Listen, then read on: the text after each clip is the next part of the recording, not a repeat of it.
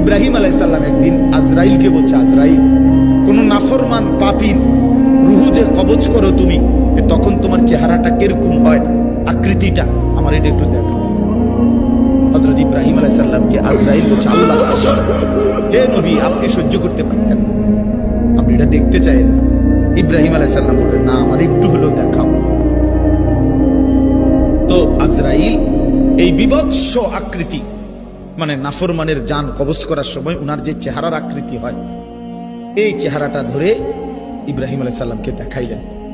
বিশ্বাস করেন, এই কিতাবে আছে, ইমাম কুরতুবীর কিতাব। ইব্রাহিম আলাইহিস সালাম একটা চিৎকার মাইরা বেহুশ হয়ে গেছে। হুঁশ আসার পরে ইব্রাহিম আলাইহিস সালাম বললেন, আল্লাহর কসম, আয় আল্লাহ, মালিক আপনার কসম, কবরের আযাব, জাহান্নামের আযাব কোন নাফরমানের জন্য কিছুই লাগবে না, শুধু আজরাইলের এই ভয়ানক দৃশ্য জান কবজের সময় একবার দেখলেই তার সারা জিন্দেগীর নাফরমানির শাস্তির জন্য এটাই যথেষ্ট।